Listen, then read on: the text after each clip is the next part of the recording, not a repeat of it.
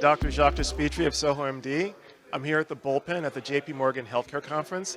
I'm here with Pooja Majmudar and Ro Mehrotra. Mehrotra. Got that? Is that good? Is that good? And they're both from SVB. Really glad to have you both here. Thank you so much, Jacques. It's amazing to be here at the Yacht Club. Yeah. Phenomenal space. Yeah. Can you tell us what got you both here? Yeah, I can start. So, SVB, Silicon Valley Bank, we are still around. For people who don't know that or were unaware, SVB and my team, the startup banking team, we've been close partners with Bullpen Ventures and Christian. We've hosted events together and, essentially built community for early stage founders. So that's what brought me here. And before SVB, could you tell us your background, how you ended up doing the work that you do? So I have primarily spent my time commercializing early stage inventions. So after I graduated with a PhD in molecular biology, I worked with compounds that are now in the clinical stage. Oh, nice. The compounds that I worked on were exclusive licensed to a company called Promontory Therapeutics. So that's when I caught, you can say, the entrepreneurial bug, and I went the tech commercialization route, spent close to a decade in academic tech transfer before moving on to banking here at SVB. Wow, that's awesome. Yeah. And Ro, if you want to... I'm on the other side of the equation. I'm basically on SVB's private bank, so the wealth side of our business. And my journey was, completely haphazard how I got here. I had started in strategy consulting and then spent my career in private banking at Goldman Sachs and JP Morgan and across the last 16 years before joining SVB.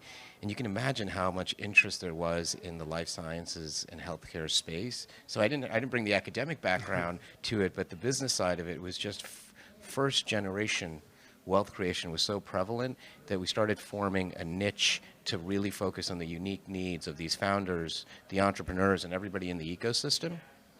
And it was a great business because there's so much of these are repeat entrepreneurs, and he ended up basically starting a practice area. SVB was just the world leader in that regard, so it ended up being a nice fit for me. That's amazing. And in terms of SVB, can you tell us in terms of, I'm sure everyone already knows it, but just the story and the focus and why people think SVB is as great as it is? Because we still think it's great. Despite the challenges, it's a great organization, but from your perspective, what makes SVB so great? So I can take that. The bank was established in 1983 primarily to serve the tech ecosystem in the West. But over the years, the type of networks SVB developed just by supporting founders in the tech sector somehow had a trickle-down effect, and SVB essentially started serving the innovation economy, not just in tech, but also healthcare, life sciences. The bank is synonymous with early-stage founders. When you think of SVB, you think of, a founder-friendly bank. Totally. But the team that I work with, the startup banking team, we serve the super early-stage ecosystem from inception through Series A. There are different teams within the bank that you can think of them as quarterbacks, with you at every stage of the startup. So like me supporting early stage founders, making sure that, I am able to catalyze, their startup journey and bring them to a really valuable inflection point that maybe, on the development of the technology side or on the fundraising side. That's where I come in, and so do the other teams that work with companies across all stages. So where we pride ourselves in working with founders is we're not just a bank, but you can think of us as an extension of your venture, of your startup, that is with you right from inception to exit, whatever that may look like for you. That's amazing. So you really get access to resources that set you up for success. Yes. And that's unusual. Most banks don't have that sort of ecosystem and that infrastructure in place. Yes. So Yeah, and maybe I'll address just the most recent chapter of the bank's history, right? If you think back now, 9 months since we've had a regional banking crisis, of which Silicon Valley Bank, Signature Bank, First Republic, there was a whole handful of instability that took place in the market.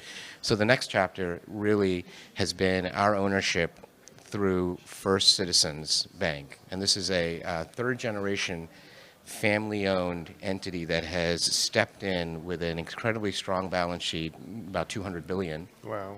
and the commitment and support for the innovation economy has been unfaltering. So we've been able to do business as usual, both on Pooja's side of the business, but more importantly on the wealth management side of the business, where you need the balance sheet to lend, you need to lend to individuals, and you need to be able to put that to work, and First Citizens has been 100% supportive. Yeah, and it says a lot that First Citizen has been around for so long, through so many up cycles of the economy, and they're still so strong. So it's a great combination of of SVB innovation plus that kind of stability. So that's a wonderful Agreed. combination. And then in terms of what you're working on now, what's going on? What are you excited about in this coming year? So again, I have a very non-traditional background. I don't have a finance or a banking pedigree or background, so to speak. Where I come in is, to support founders, and a big chunk of my time is spent on educating them, bringing them resources that would ultimately benefit them one way or the other, get them closer to where they need to be. So SVB, and everybody knows this, we are not just known as a bank, but we are known as thought leaders. On December 5th, we launched our inaugural women's health report. And that report has been phenomenal, and we've received tremendous feedback from the ecosystem as to just the breadth and depth of the analysis that was done, and the very fact that we were able to spotlight a sector that is growing, and we were able to bring voices, within the report, that essentially, the report essentially was able to spur dialogue that was happening many a times behind the scenes or on the sidelines, and we made those conversations go mainstream, which is really important. So sectors that needed to be highlighted, we've done that with that report. So I spend a lot of time getting feedback from our founders, our ecosystem partners, as to what do they want, how can we support them, and thought leadership is a phenomenal piece, way by which we educate our founders and we arm them with the right information as they venture forward and fundraise. Yeah, and generating a report like that is a testament to your thought leadership, because it's so needed for people to really understand how to engage with women founders and to give them more support in Yes, building their exactly. organizations. Exactly. Yeah, maybe I'll add for 2024, the agenda is broad and deep, but in the side of private banking, personal wealth management, it's very much a customization business, right? It's one-on-one thought leadership, advice, guidance. We've all seen this. Entrepreneurs are knee-deep in their business and very focused, and often they don't pull up and actually ask, what does this mean for me? How am I protecting myself? What planning should I be doing? How should things be titled? Right? All of this becomes where the private bank is a key resource, and I think we have a deep bench of expertise. I will say, and this is going to be somewhat provocative, having a lack of capital markets activity in the last 18 months has actually been beneficial from the private banking side. Interesting. Because it's given these founders and owners and entrepreneurs bandwidth, mental bandwidth, to have the conversations that are so critical and often don't occur during these times of just euphoria. So we've been able to have planning conversations on trust and estate and all of the things that you need to do to optimize your after-tax return or exit. Yeah, it was a sober moment in the financial markets where everyone had to see the reality of their business models. Exactly. So yeah, so no, I think it was a great point that you're making. And then in terms of the bullpen, what's the ask as far as SVB goes? So again, I think my ask, I have two asks. Just going into 2024, looking back at 2023, again, like you mentioned, Jacques, 2023 was sobering for us in many more ways. So keeping that in mind, as founders are getting to fundraise and looking to start their new year, is to just go in even more prepared. And I say this to all our founders because I work very closely, hand in glove, with our clients. Just make sure you do the due diligence, as investors do due diligence on the founders, even before they get into a conversation. When you're approaching investors, again, this might be, too provocative and without, sounding too blunt. Provocative is good. Yeah, just don't come across as too hungry Totally. and too needy.